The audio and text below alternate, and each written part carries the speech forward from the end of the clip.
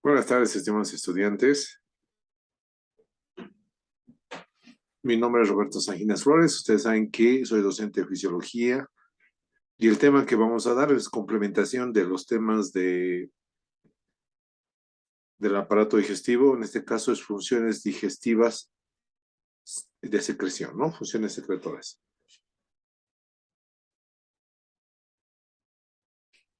Vamos a iniciar.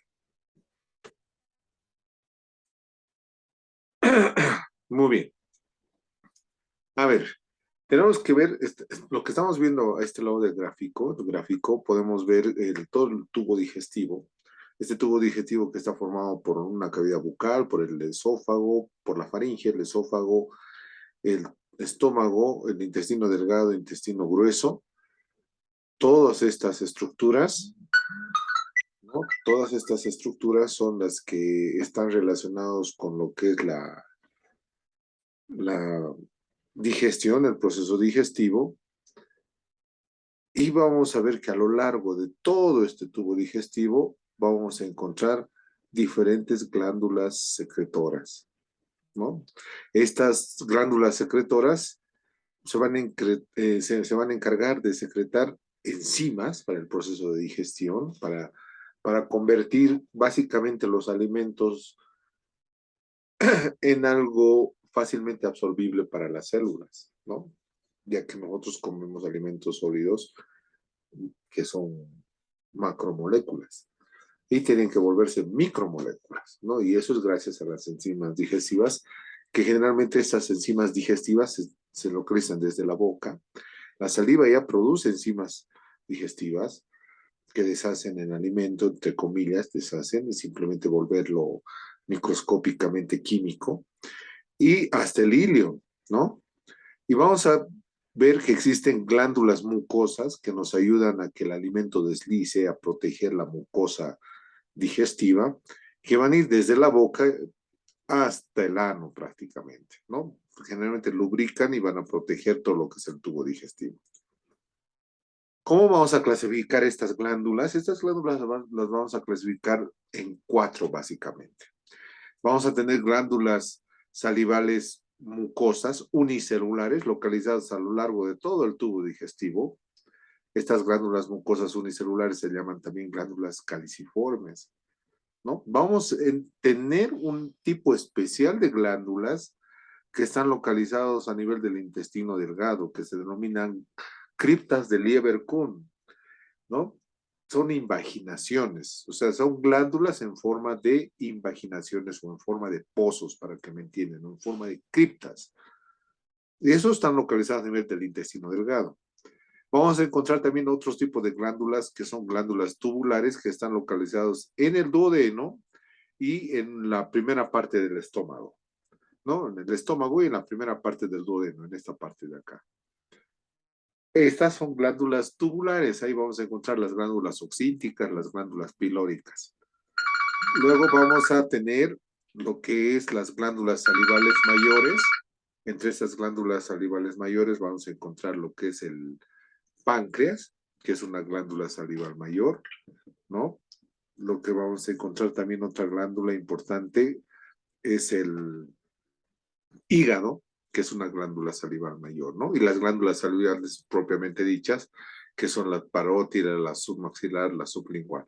Ahí encontramos diferentes tipos de glándulas que son grandes, por eso les dicen mayores. A ver, mecanismo básico para estimulación de las glándulas del tubo digestivo. Para que estas glándulas, ya sean mayores o menores, las menores vendrían a ser esas 4 que les he mencionado al principio, ¿no? Las criptas de Leber-Kuhn, lo que es las caliciformes, las tubulares, esas son las menores, y las mayores, las macroscópicamente visibles, hígado, páncreas, glándula submaxilar, sublingual y parótida. Bien, para que todas las glándulas secreten, principalmente tiene que haber un estímulo, y ese estímulo es la presencia de alimentos en el tubo digestivo. Tiene que haber alimentos en el tubo digestivo, ya sea la boca, faringes. Donde hay alimentos va a haber secreción, ¿no? No solamente de secreción digestiva, también secreción mucosa.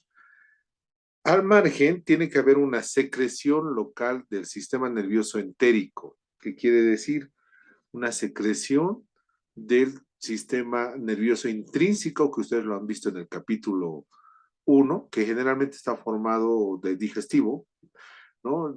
Que les indicaron que había 2 plexos, un plexo mientérico de Auerbach y un plexo submucoso de Meissner. El plexo submucoso de Meissner es el encargado de la secreción de la secreción mucoso-digestiva enzimática de un determinado lugar, sistema nervioso entérico, plexos. Pero también puede ejercer diferentes estímulos para que haya secreción, la estimulación táctil, ¿no? Yo introduzco, por decirles por ejemplo, el hecho de colocarme el dedo en la boca hace que haya secreción salival, ¿no? La irritación química, cuando existe la presencia de sustancias ácidas, se incrementa la secreción, ¿no? Con el caso del limón, en mi boca, unas cuantas gotas, va a ver que hay una hipersecreción de las glándulas salivales. O la distensión de la pared intestinal, cuando cualquier parte del tubo digestivo se distiende, o sea, sus células musculares se dilatan porque está ocupando campo ese lugar del tubo digestivo, entonces va a haber una secreción. Hablaremos acerca de la estimulación autónoma de la secreción. Hablando de la parte autónoma, vamos a ver que dentro del simpático y el parasimpático va a haber diferentes funciones. La estimulación general del parasimpático aumenta la secreción glandular a nivel del tubo digestivo en su mayor parte, ¿no? O sea, el parasimpático hace que se secrete mayor cantidad, ya sea de moco o de enzimas digestivas. Ahora, ¿qué nervios craneales están relacionados con esta secreción? Es el neumogástrico y el glosofaringio, ¿no? Que dan sus ramas para que haya una secreción esofágica, gástrica y a nivel del páncreas. También va a haber una estimulación simpática que va a tener un doble efecto, un efecto inhibidor por un lado y un efecto estimulante. Por eso va a producir un aumento leve o moderado de la secreción, ese es su efecto estimulante, como si fuera el parasimpático, pero es un aumento leve. Y para que haya un efecto doble de inhibición, va a producir constricción de los vasos sanguíneos, de las glándulas, reduciendo el flujo sanguíneo y por ende reduciendo la secreción. Entonces hay un efecto doble simpático, donde predomina el aspecto inhibitorio, pero sí hay una leve secreción en algunos casos. Pero el parasimpático se encarga de aumentar la secreción. Bien, mecanismo básico de secreción de las glándulas.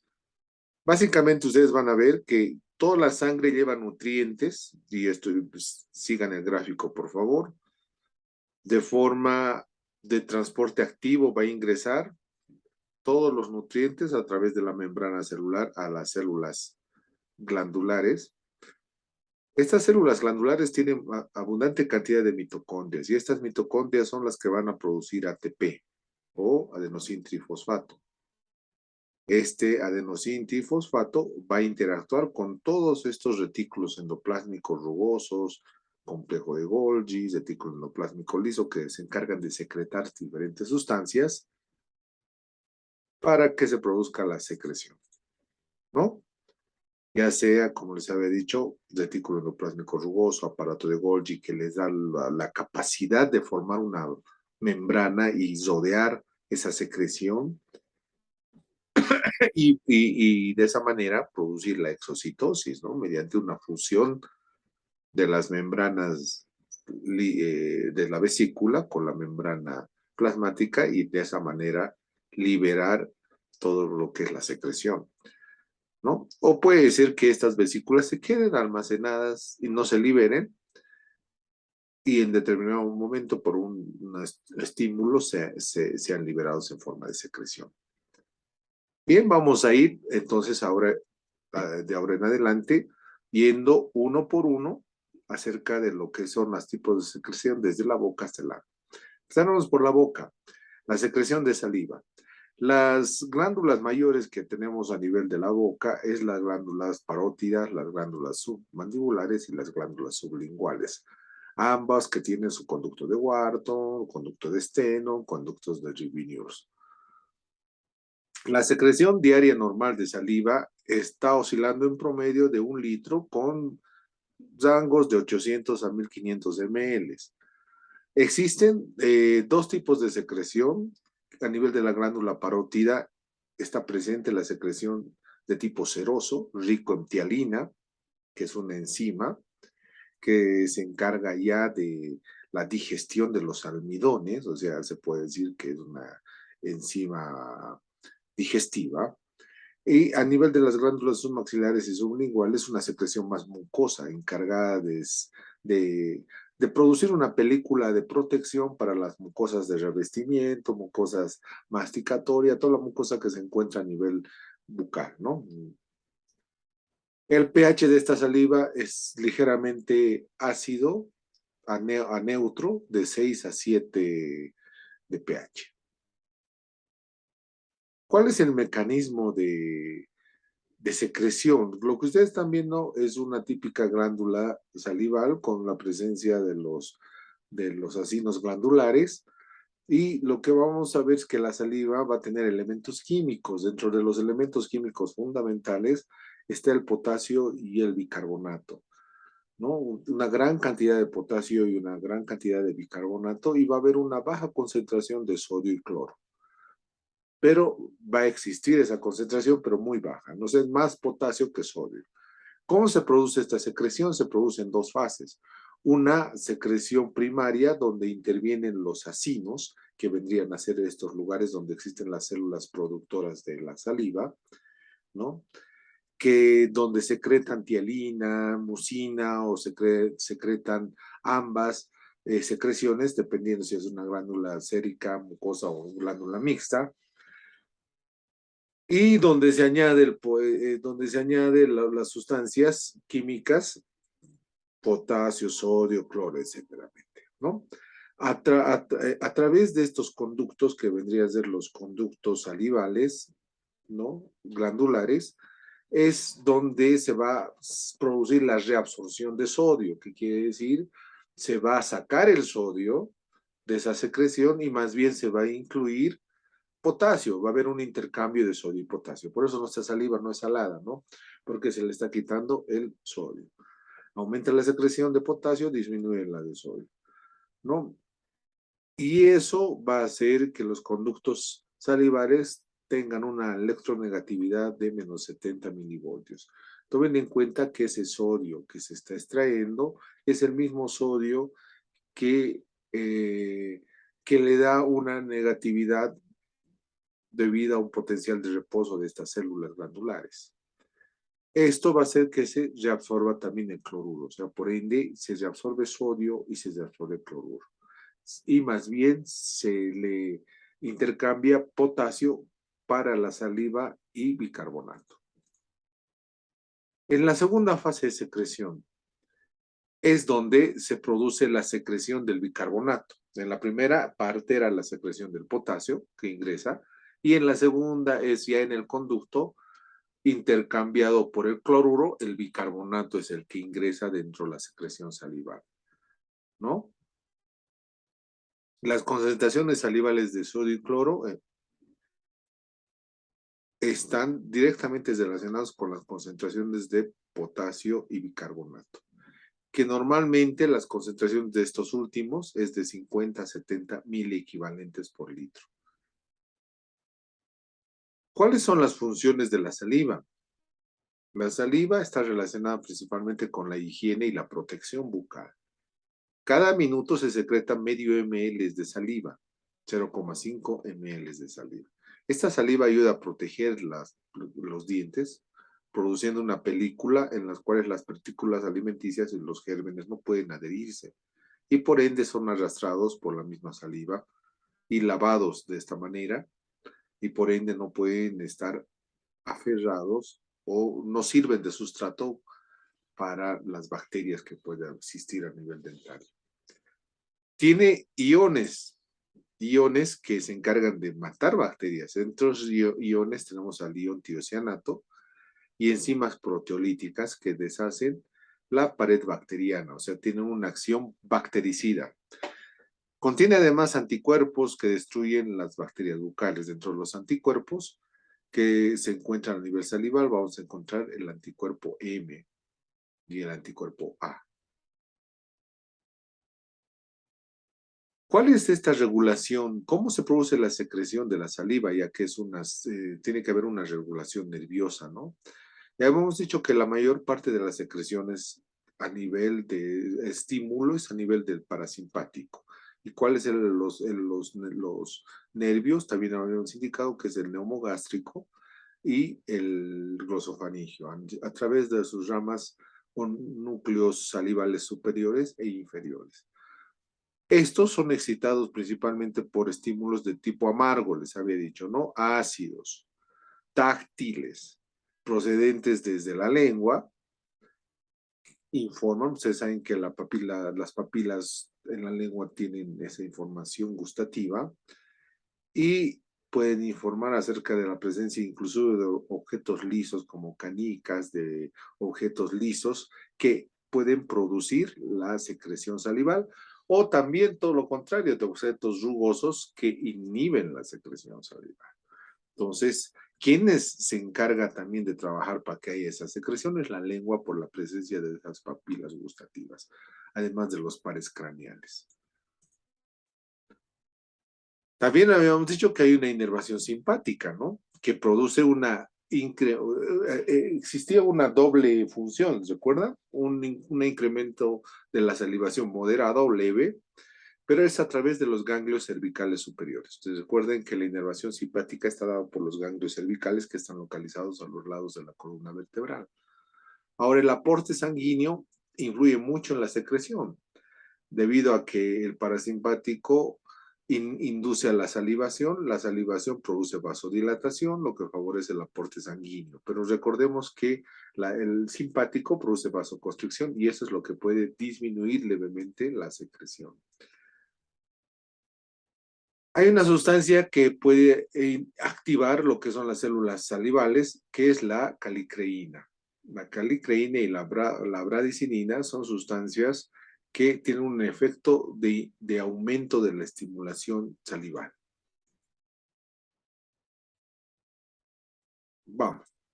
Vámonos a otra secreción. A nivel del esófago solamente existen secreciones mucosas que permiten el deslizamiento del alimento desde la boca hasta el estómago. Ya en el estómago vamos a ver que existen células o glándulas muy especializadas. Existen dos tipos de glándulas. Para empezar, tiene que haber células mucosecretoras que revistan toda esta pared estomacal, ya que tiene muchas glándulas que son delicadas y el mismo epitelio es bastante delicado del estómago y tiene que ser muy bien protegido por una célula, por secreciones mucosas. Posee dos tipos de glándulas el estómago. El 80% de estas glándulas las denominamos oxínticas y están ubicados generalmente entre el fondo, la parte del estómago inicial y la parte final estaría relacionado con las glándulas pilóricas. Entonces acá tenemos las oxínticas o gástricas y las pilóricas que ocupan la menor cantidad de espacio, que sería un 20%, que está relacionado más con el píloro, que es el esfínter que separa el duodeno del estómago, que es esto, ¿no? ¿Qué van a secretar estas glándulas pilóricas? Las glándulas pilóricas van a secretar ácidos clorhídrico, van a secretar pepsinógeno, factor intrínseco y moco protector. Y las pilóricas van a secretar la gastrina, la famosa hormona gastrina, y también van a secretar ácido gástrico, en cierta medida, lo que es el pepsinógeno, ¿no? Lo que estamos viendo acá es una glándula oxíntica. Son, como les había dicho al principio del tema, glándulas tubulares que tienen diferentes tipos de células localizados en toda la luz del conducto donde van a empezar a secretar.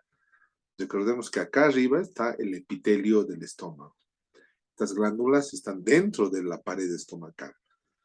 Vamos a encontrar células mucosas del cuello que se encargan de lograr un moco bastante protector de este epitelio, porque recordemos que aquí hay células por debajo que van a producir ácido clorhídrico, y esas células son, el ácido clorhídrico es muy peligroso para el epitelio. Si no hubiera este moco protector, este ácido clorhídrico puede deshacer prácticamente el estómago. Estas células que producen el ácido clorhídrico se denominan células oxínticas o parietales, que producen el ácido clorhídrico, producen el factor intrínseco, producen lo que es fundamentalmente el factor intrínseco y ácido clorhídrico. Las células pépticas o principales son las que van a producir el pepsinógeno, ¿no? El pepsinógeno, y van a producir también moco. Muy bien. Lo que estamos viendo acá es una típica célula oxíntica. Es una célula especializada, la que se encuentra acá, estamos viendo acá.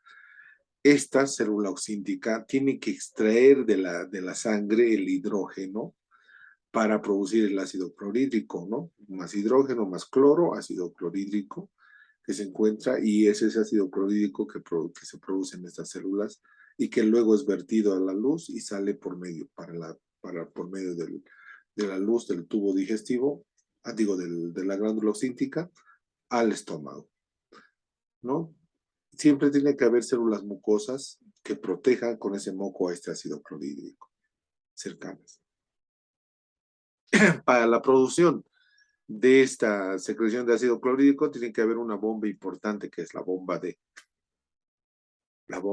protones, y que se encarga fundamentalmente de arrastrar el hidrógeno. ¿Cómo se produce esta secreción de ácido clorhídrico? Si se dan cuenta que vamos a ver, acá es lo que se produce la célula oxíntica o parietal. Aquí está el líquido extracelular y aquí está la luz, digamos, de los canalículos. Aquí está la célula en la parte media. Lo que vamos a ver que en el agua, que generalmente tiene como compuesto químico, que tiene hidrógeno y oxígeno. Entonces, este hidrógeno y oxígeno se va a disociar. ¿Qué quiere decir? Se va a separar. La célula parietal lo va a separar. Lo va a separar esta agua en oxidrilo, por un lado, y en un hidrógeno, ¿no? Recuerden que es H2O, entonces separa en oxidrilo y en hidrógeno. Entonces, de manera activa se van a separar, por un lado, hidrogeniones, este hidrógeno, ion hidrógeno o hidrogenión. También vamos a ver que va a haber la separación de lo que es, se va a tomar lo que es el dióxido de carbono, en cierta manera, el bicarbonato, va a haber la inclusión de potasio, se va a transportar potasio, el sodio va a salir, va a haber un intercambio entre sodio y potasio, y lo que se va a tratar de eliminar o de sacar a la luz son estos hidrogeniones, que básicamente le dan la acidez a lo que va a ser el ácido clorhídrico, ¿no?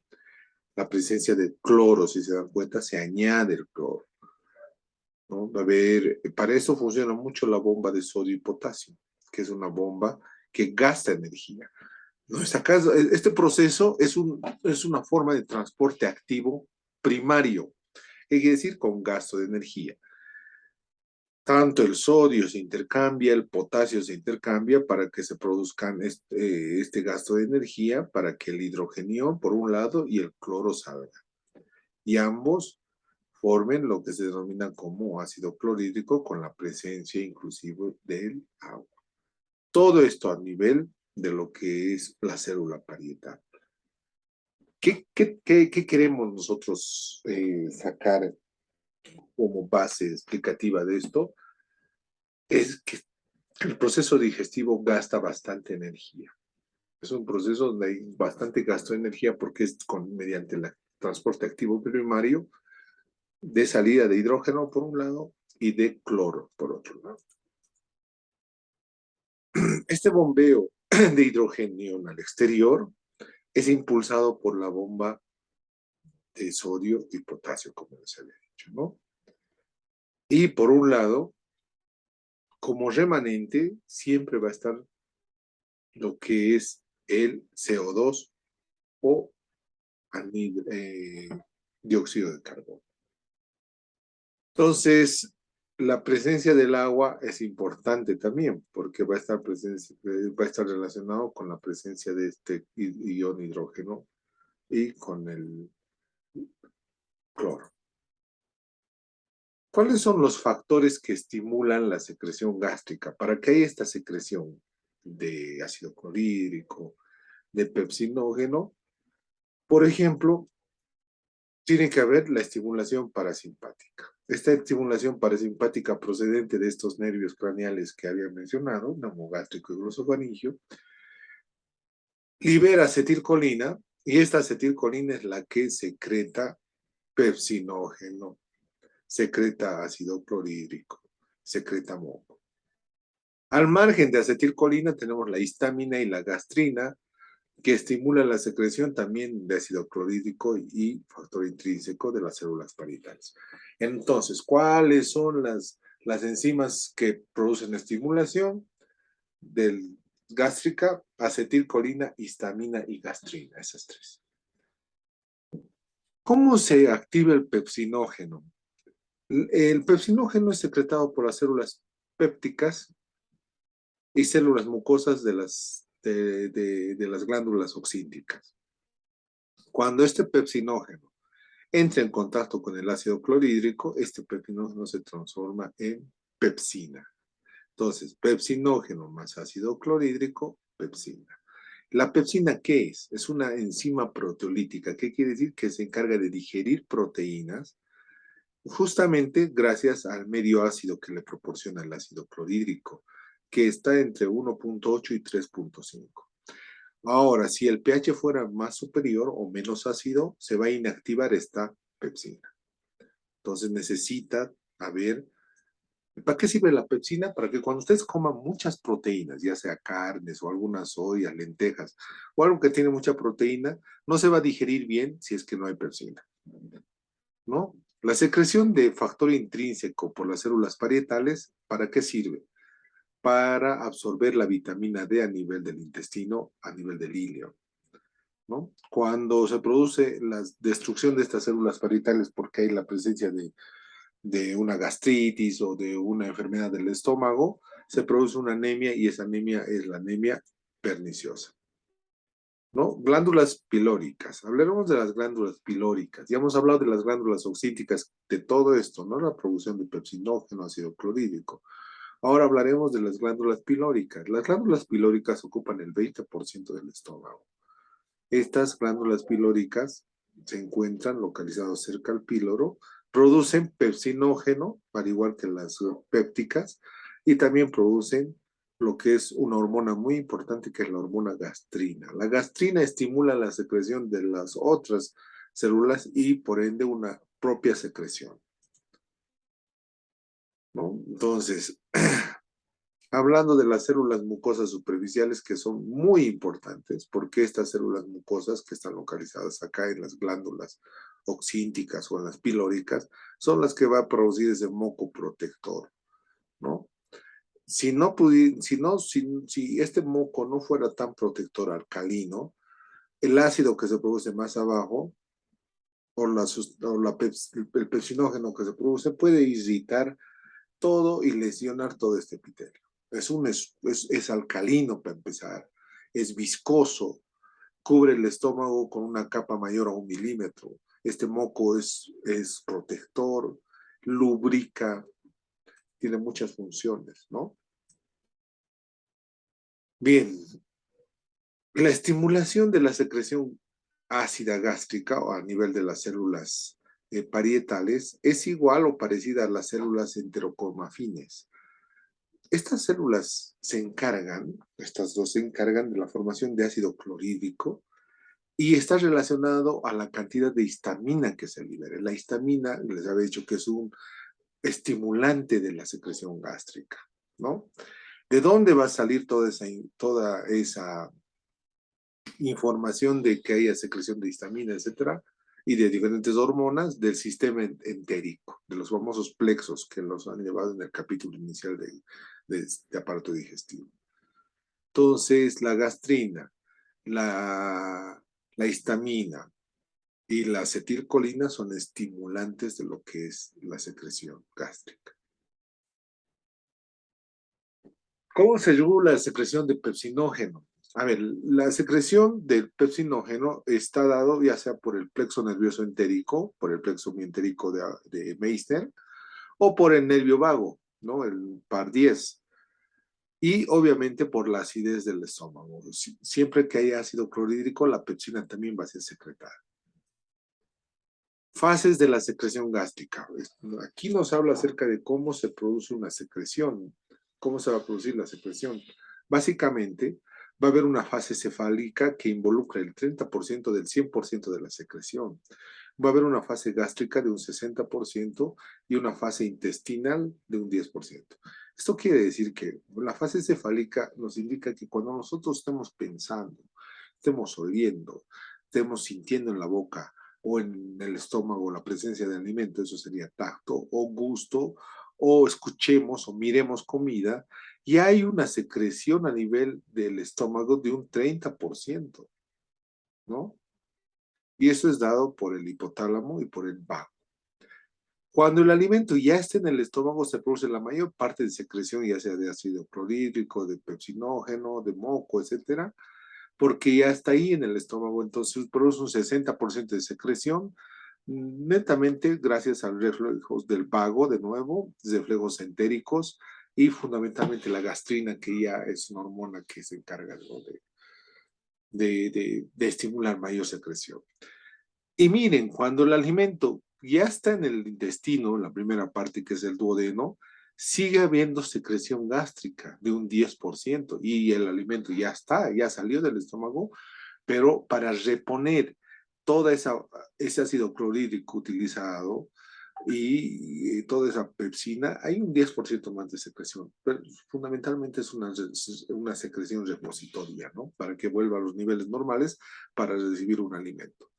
Entonces, se produce una pequeña cantidad y esa se llama la fase intestinal de la secreción gástrica, ¿no? Entonces, no se olviden. Aquí tenemos nosotros diferentes centros nerviosos que nos informan del olor, de observar, de antojarnos, de pensar, y ya se produce una secreción a nivel del estómago, que es un 30%. Ya cuando el estómago llega realmente acá al alimento, se produce un 60% de secreción y solo un 10% cuando el alimento ya está en el intestino. Todo esto informado por el sistema nervioso. Bien, hablaremos de la inhibición de la secreción gástrica por factores intestinales. ¿Qué quiere decir eso? O sea, ¿qué es inhibir que no haya secreción gástrica? ¿Por qué no puede haber secreción gástrica? En primer lugar, porque puede haber una distensión del intestino delgado. Cuando hay una distensión en el intestino delgado, quiere decir que está irritado, entonces el estómago no puede moverse porque si termina de hacer su digestión va a mandar, pero recordemos que el intestino está irritado. Cuando hay presencia de ácido abundante ácido en el intestino, también el estómago deja de funcionar porque va a mandar con mayor cantidad de ácido, ¿no? La presencia de productos de degradación, irritación de la mucosa, todo eso inhibe la secreción a nivel del estómago y la motilidad y secreción gástrica. La presencia de ácidos, grasas, degradación de proteínas, etcétera, inhiben esta secreción. La secretina inhibe la secreción a nivel del estómago. El péptido insulinotrópico dependiente de la glucosa, el polipéptido intestinal vasoactivo y la somatostatina también inhibe. Bien, ya hemos visto lo que inhibe y también hemos visto lo que estimula. Ahora pasaremos desde el estómago al duodeno. Y en el duodeno, principalmente en la primera porción del intestino delgado, lo que se va a producir es la secreción pancreática.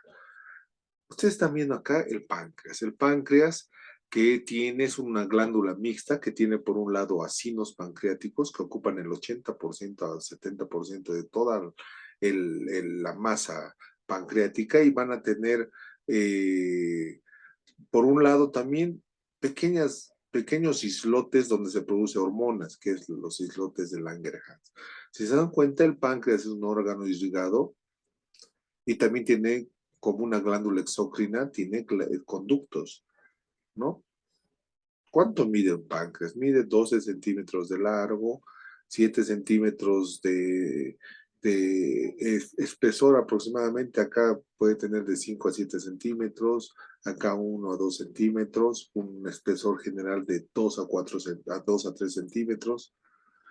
El páncreas se encarga de secretar diferentes enzimas. Enzimas que digieren grasas, enzimas que digieren proteínas y enzimas que digieren carbohidratos. Dentro de las enzimas que digieren grasas se encuentra la lipasa pancreática, la colesterol estearasa, la fosfolipasa. Dentro de las enzimas que digieren proteínas, la tripsina, quimotripsina y carboxipolipeptidasa.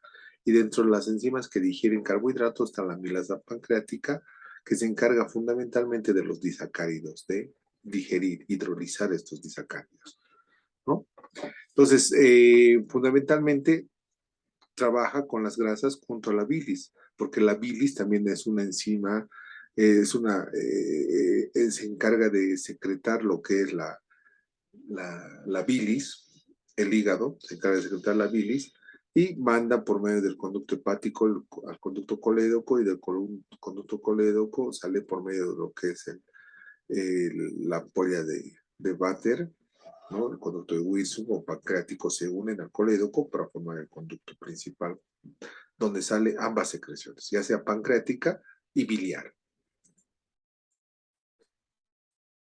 Las células pancreáticas sintetizan las enzimas proteolíticas en sus formas inactivas. Miren, el páncreas, ya han visto que las proteínas, que son las enzimas proteolíticas, como ser la tripsina, la quimotripsina y la carboxipolipeptidasas, no secretan estas enzimas en sí como tripsina, sino lo que sí, generalmente secreta y se almacena es unas enzimas previas, que es el quimiotripsinógeno, la procarboxipolipeptidasa y las proelastasa.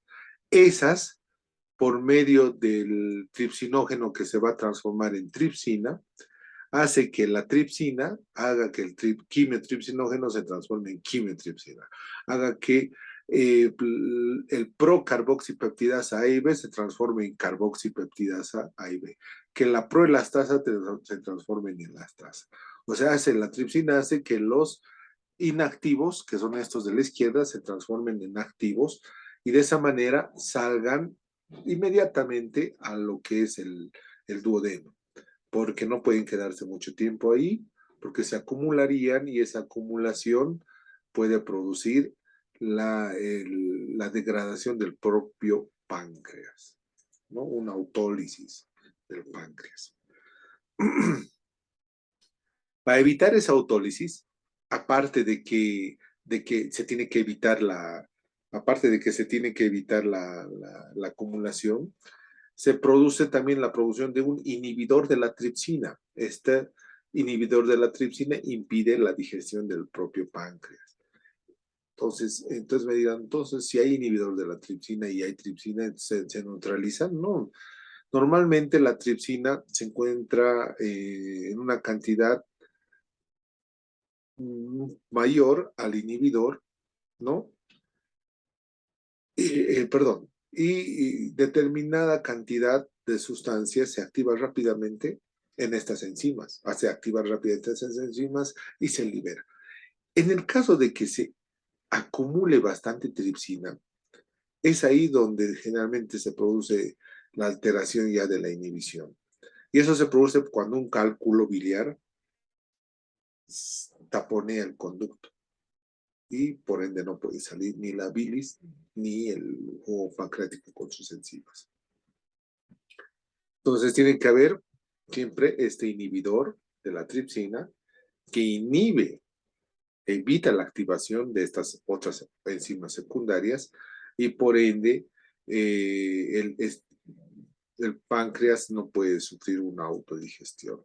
Y si lo hiciera, se produce una pancreatitis aguda, que es una patología por esa causa.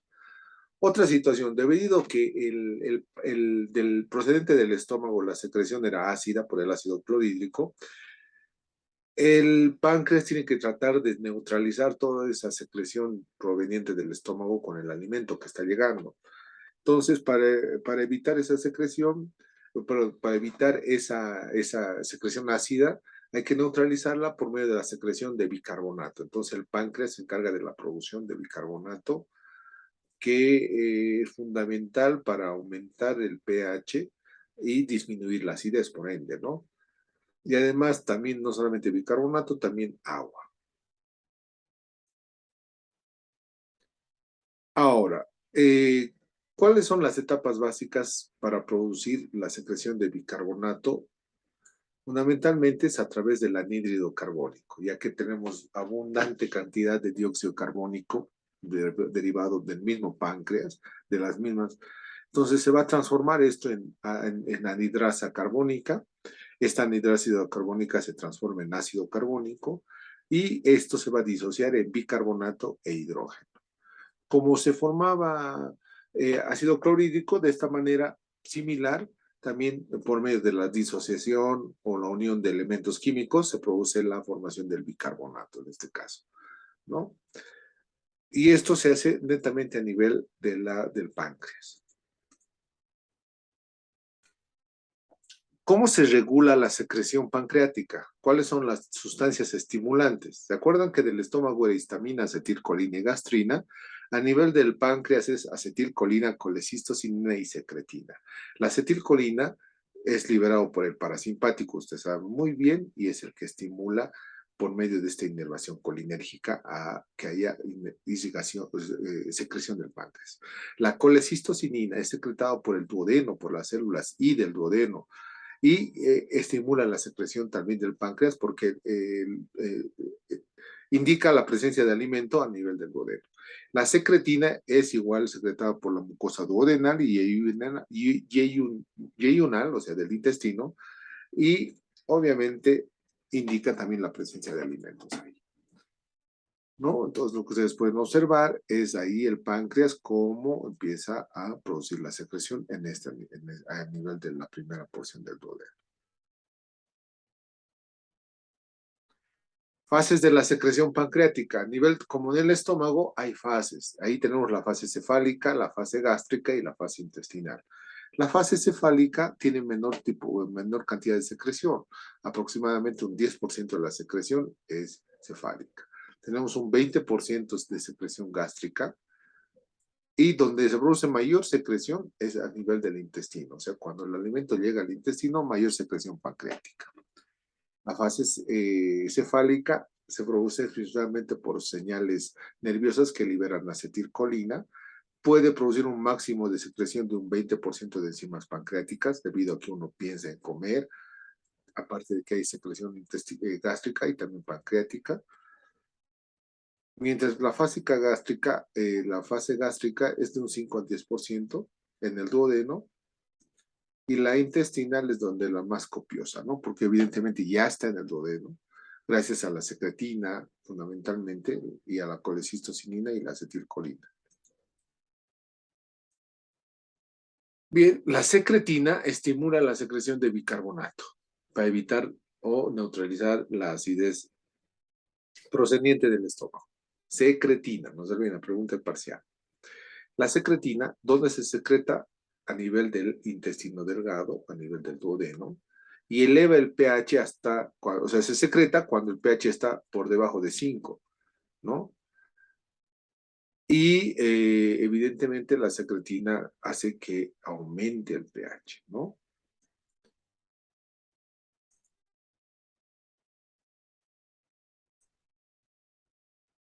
Para que no falte en lo que es la producción de bicarbonato, les había dicho que se necesita sí o sí la presencia de anhídrido carbónico o, en este caso, dióxido carbónico.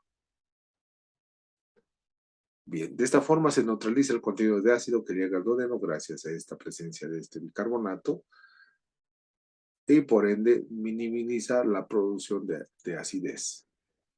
La colecistocinina. La colecistocinina es una enzima básicamente que se encarga de la secreción de bilis, por un lado, se secreta en el intestino delgado y eso se secreta fundamentalmente por la presencia de grasa y de proteínas. La colecistocinina hace que el hígado empiece a secretar bilis y además hace que se libere las diferentes enzimas pancreáticas, porque es un mecanismo de producción de enzimas. ¿Se acuerdan? Junto con la acetilcolina y junto con la secretina. ¿No? Entonces, aquí ustedes pueden ver la diferencia entre los efectos estimulantes de la secretina y de la colecistocinina. La secretina y la colecistocinina. Miren el agua y las enzimas. La secretina hace producir mayor cantidad de agua y bicarbonato y mayor producción de enzimas a nivel de la colecistocinina, tanto a nivel del ácido clorhídrico y a nivel de la peptona. Entonces, la presencia ya sea de acetilcolina, de secretina, de colecistocinina, estimulan siempre la producción de lo que es los diferentes tipos de ácidos o de secreciones enzimáticas, ¿no? Ahí estamos viendo lo que es la secreción de bilis por el hígado. Ahí está la secreción de bilis. Es importante saber que la bilis se secreta entre 600 y 1000 ml por día, casi 1 litro de bilis al día, ¿no? ¿Cuál es la función de la bilis? Digerir y absorber las grasas, ¿no? Permitir su absorción, emulsión de las grasas, gracias a los ácidos biliares que contiene esta sustancia, ¿no? Emulsiona las partículas de grasa, las vuelve pequeñas o diminutas, para que sí puedan ser atacadas por las enzimas pancreáticas. Favorece la absorción de productos finales de la digestión. O sea, es una enzima bien importante. Cuando ustedes consumen alimento que contiene mucha grasa, es donde más funciona el hígado para secretar bilis. Esta bilis va a deshacer la grasa y va a hacer que actúen las enzimas que también actúan en la grasa, pero recuerden que hay la famosa lipasa pancreática, colesterol esterasa, etcétera, fosfolipasa que degradan grasas. Entonces, tanto el hígado como el páncreas trabajan para lo que es la vesícula biliar, pero para las grasas, ¿no? ¿Cómo se produce la secreción de la bilis? Los hepatocitos, que son las unidades funcionales o celulares del hígado, son los que van a secretar una pequeña parte de la bilis, produciendo gracias a la presencia de ácidos biliares, de colesterol. En los canalículos biliares se van a ir añadiendo diferentes sustancias, como ser el sodio, bicarbonato, y va a tener inclusive potasio, va a tener partículas cálcicas, el calcio, por lo cual se pueden formar piedritas, ¿no? Biliares cuando se almacena mucho tiempo en las vesículas, porque la vesícula es esta, la que ustedes están viendo, la vesícula biliar. La vesícula tiene una capacidad de aproximadamente de 30 hasta 60 ml. Puede almacenar esa cantidad de bilis Ahora, normalmente esa cantidad de bilis puede producirse en 12 horas alrededor de 500 ml de bilis. O sea, ¿por qué se almacena la bilis en una vesícula? Porque puede ser que el organismo almacena eso para prevenir una fuerte cantidad de alimento con grasa que puede llegar. Entonces, como se ha almacenado, también se libera bastante cantidad de bilis. Se imaginan que no hubiera y esperaríamos la secreción de los hepatocitos, nuestro proceso digestivo tardaría más, ¿no? Entonces, la bilis no solamente contiene agua, sodio, cloro, también tiene calcio, tiene sales biliares, tiene colesterol, tiene lecitina, tiene bilirrubina, tiene muchas sustancias, ¿no? Que permiten su propia formación. Miren, ahí está su cantidad, tanto la bilis que se produce en el hígado y la bilis que ya se encuentra almacenada a nivel de la vesícula.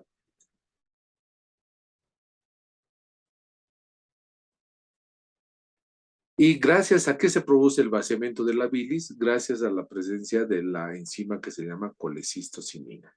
La colecistocinina estimula la contracción de la vesícula y por ende la salida de bilis, no solo de la vesícula, también de parte del hígado, pero de la vesícula puede salir una gran cantidad por si esta persona está produciendo gran cantidad de alimentación, o sea, se está comiendo mucho, por ende mucha grasa, mucha proteína, y la vesícula va a empezar a vaciarse hasta alrededor de 30 minutos después de la comida, cuando ya más o menos ya está por llegar o está previniendo la llegada de la alimentación al duodeno, ¿no? Recordemos que en el estómago puede estar una cantidad determinada de tiempo. La relajación del esfínter de Oddi, que se encuentra acá a nivel de la vesícula biliar, es la que produce también la salida de la bilis de parte de la vesícula. ¿Qué función tiene la bilis o las sales biliares? La emulsión y absorción de grasas, ¿no? El precursor de estas sales biliares es el colesterol. O sea que el colesterol que nosotros elaboramos y que sintetizamos o que consumimos es utilizado por los hepatocitos para la producción de bilis. ¿Cuáles son los efectos que producen las sales biliares en el tubo digestivo? O la bilis, en otras palabras. Una acción detergente. O sea, hace que la grasa se divida en componentes más pequeños. Disminuye su tensión superficial, lo que hace que actúen fácilmente las enzimas provenientes del páncreas. Además, las sales biliares ayudan en la absorción de ácidos grasos, de monoglicéridos y del propio colesterol. Y forman unos complejos físicos denominados también como micelas.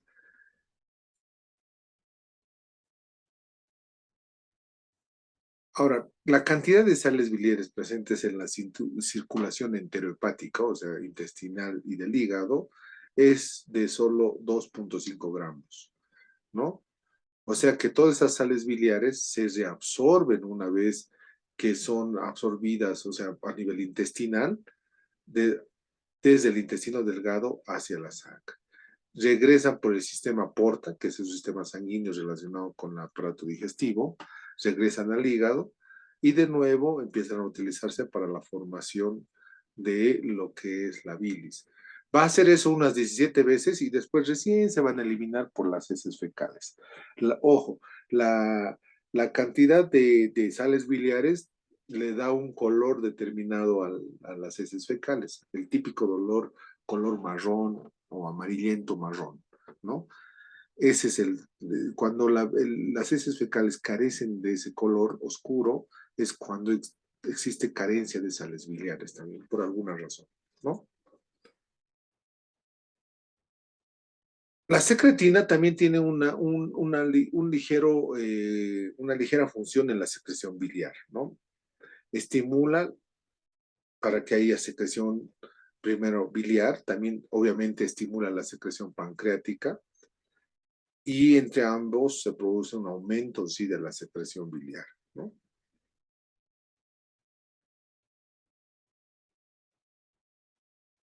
Bien, hablemos de la secreción hepática de colesterol y formación de cálculos biliares. Las sales biliares que se forman en los hepatocitos a partir del colesterol que viene del plasma, se puede combinar este colesterol que es insoluble en agua, recordemos que es grasa, se combina con las sales biliares y la lecitina de la bilis, ¿no? Para formar las famosas micelas. A veces la cantidad excesiva de calcio presente en este fenómeno hace que se empiece a producir estos famosos cálculos biliares. Estos cálculos biliares puede ser porque hay una absorción excesiva de agua de la bilis, o sea, se empieza a secar el agua de la bilis. Puede haber una absorción excesiva de ácidos biliares de la bilis o mucho colesterol. O puede haber una inflamación del epitelio. Eso es lo que hace que se produzca, obviamente, la presencia de estos cálculos biliares que pueden obstruir el trayecto de la bilis, taponear, y pueden, si el taponamiento se produce acá, no va a salir la bilis. Si el taponamiento se produce acá, a nivel de la ampolla de váter, no va a salir ni bilis ni jugo pancreático. Y en el páncreas puede haber una pancreatitis aguda. Bien, habíamos salido del duodeno, vamos a la demás parte del intestino delgado, donde vamos a ver que hay secreción de moco por las glándulas de Brunner. Fundamentalmente hay secreciones de moco y que es más todo un moco deslizante y protector. Estas glándulas de Brunner secretan un moco alcalino debido a estímulos táctiles o la presencia de algo irritante, ¿no? O obviamente la estimulación vagal siempre o parasimpática es la que estimula todo tipo de secreción, ustedes saben de eso. Y algunas hormonas gastrointestinales como es la secretina. La función del moco es proteger la pared duodenal, ¿no? Este moco tiene una gran cantidad de bicarbonato, protege la secreción pancreática y biliar que viene con el alimento digerido ya, y de paso se encarga de neutralizar lo que es el ácido clorhídrico que puede estar llegando desde el estómago, inclusive hasta ahí, ¿no? ¿Dónde se encuentran estas glándulas? Cercanos a lo que son las criptas del Leberkuhn, ¿no? Las famosas criptas donde se encuentran células caliciformes mucosas, células de Panet, son diferentes células que se encuentran a nivel del intestino delgado. Estos enterocitos, por ejemplo, se encargan de secretar agua y electrolitos en las criptas, ¿no? Las células calciformes se encargan de secretar moco. ¿Cómo hacen este producto de secreción? Mediante la secreción de cloro. Ya saben, el cloro siempre está relacionado con la secreción de bicarbonato. Se produce un arrastre de estos dos iones y de manera conjunta se van eliminando. Bien, ¿qué otras enzimas? ¿Puede haber enzimas o es solamente moco en el intestino delgado? Puede haber enzimas. Dentro de las enzimas vamos a ver que existen peptidasas que pueden seguir digiriendo pequeñas proteínas que no se han digerido en el intestino delgado ni en el estómago. Puede haber enzimas que digieren azúcares, sí, especialmente disacáridos y monosacáridos que digieren sacarosa, maltosa, isomaltosa y lactasa. Y puede haber también digestión de grasas gracias a la lipasa intestinal, ¿no? La secreción del intestino delgado está más relacionado con lo que es estímulos locales, entéricos, táctiles o irritantes, como en todo el aparato digestivo casi, ¿no? Vámonos al intestino grueso que se encarga de secretar moco, tiene también crestas de Leberkuhn, carece de vellosidades porque ahí ya no se produce reabsorción, perdón, no se produce la absorción intestinal, que es netamente del intestino. Esta secreción de moco está relacionada básicamente a una estimulación de tipo táctil dentro de las criptas de Leberkuhn, ¿no? Esta secreción, esta estimulación de la secreción ya del intestino grueso está dado por los nervios pélvicos, por la inervación parasimpática, que aumenta la presencia de moco, La función de este moco es proteger de las posibles escoriaciones o lesiones del intestino, adherir la materia fecal, o sea, une la materia fecal, hace que se unan las partículas y para que la defecación sea solamente en un acto, y protege la pared intestinal de la gran cantidad de bacterias que se producen ahí, ¿no? A veces, cuando se produce una irritación, se produce la diarrea o la estimulación de estas glándulas que se encargan de secretar agua y electrolitos por una enteritis, una infección bacteriana, ¿no? Que en donde hay una irritación donde se pierde grandes cantidades de agua y electrolitos. Bueno, con eso terminamos el tema de todo lo que son secreciones gastrointestinales, que hemos ido desde la boca y hemos terminado a nivel del recto, ¿no? Con las últimas secreciones a nivel del intestino grueso. Muchísimas gracias por su atención y nos vamos a estar viendo en otra clase teórica. Hasta luego.